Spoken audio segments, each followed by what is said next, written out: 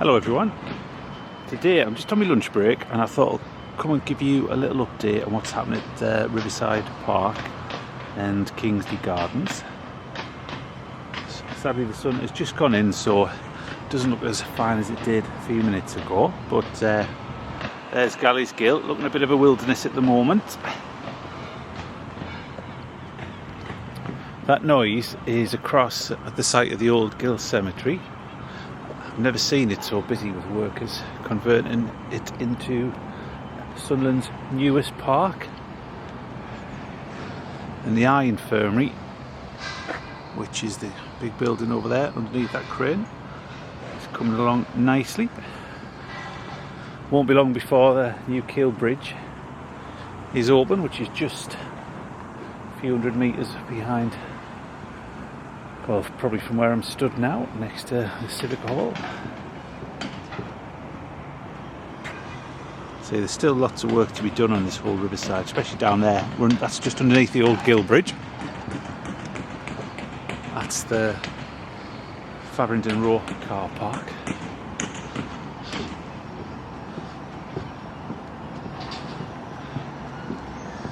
But I think the park's due to be finished later this year.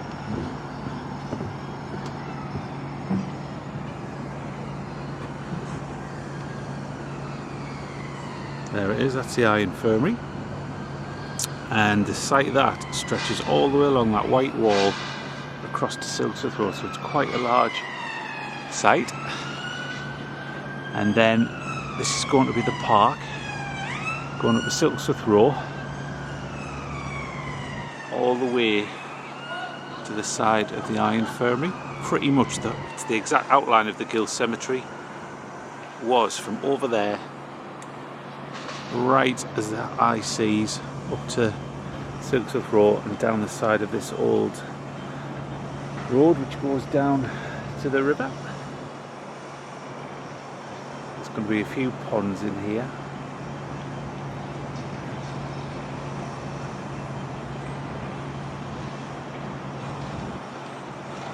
As of yet, still is no plans for any memorial to remember that it was a cemetery from 1839 to 1856. There were 5,000 people buried here, well below the present surface, such as Dr. William Reed Clanny, William Blackett, John Wilson Eubank the artist, and thousands of other residents and visitors to Bishopwearmouth who have this as their last resting place. Pretty much straight across is where the old cemetery chapel used to be. The cemetery level is metres, probably at least 3 or 4 metres below the present surface level, possibly even more. It's been filled in so much over the years, and the remains were never removed, only the headstones were removed by permission and placed against the wall, but they're long gone. They were buried last year. There were a few that were left next to the infirmary towards the other side of the wall. So we'll just have a little look down here. If you do have an interest in this particular cemetery, or you might have had ancestors who lived in Bishopwearmouth, then there is a Facebook group set up called the Gill Cemetery, which has got lots of pictures in of over the years, some really old ones, but also what it was like before the park was done, and stories about many people who are laid to rest here, the great and the good, but also just some of the paupers and not so fortunate members of the local community. It officially closed in 1856, but by licence people could be buried here for a couple of decades after that, and they were in those, that was people who had one of the vaults which is over next to where the infirmary was. There was 24 of them. I think the last particular time that was used was around 1880s. I think it was a Mr. Hudson who was from High Street West, right next to Church Lane. I think he was the last person ever laid to rest here. But by that stage it had fallen into disrepair. Bit by bit it was desecrated, left to ruin, turned into a rubbish dumping ground for all sorts. And eventually, bit by bit, the headstones were dismantled in several occasions. It's turned into a playground, an open space. There was even air raid shelters here just before the start of World War II, which were, if I look at the old pictures, were more towards Silksworth Row. So it's an important piece of Bishopwearmouth cemetery, sorry, Bishopwearmouth history, and it's one of the reasons that got me into the local history around here, about this empty space. It was just a field up until a few years ago with a few headstones hidden in the bushes, but it's got a lot more history than that.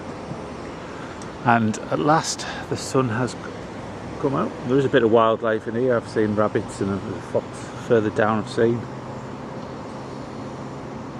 but it's all a change. Just things I've got planned coming up. I have got plans, I know I said to do the Pennywell mass grave on again. I need to go up really early one morning to do that before anyone's around. Got the last journey of John Wilson Eubank, who's laid to rest here. I've got to do that video. One related to the Cooper Rose I plan to do. I'm also hoping, if it's day that is, to get to Meanall's cemetery tonight to do a video, just take some photos. And I want to go back to South Hilton to do a video in the church over there. But and hopefully the next couple of weeks I will be at Barnard Castle, so I can venture out up into some of the interesting places around there, such as the Quaker burial grounds in Cudderston. I'd like to go to that medieval graveyard back in Brignall again, especially on a nice sunny day, and also to visit a house in the woods in Walton. To be honest, I would have done all these ages ago if I hadn't had problems with my car, but going to make do anyway. So thank you very much for watching. As I said, if you do have an interest in this particular cemetery or want to learn more, go on Facebook and look for the Gill Cemetery. Also, I post loads of stuff about it in Sunderland history and memories, and also on my Facebook page, Life and Death in a Northern Town. So I will leave you there, and if you want to help grow the channel, please click on the like and click on the subscribe, and I will see you next time. So sadly I'm going back to work for a few hours, so see you all next time. Bye.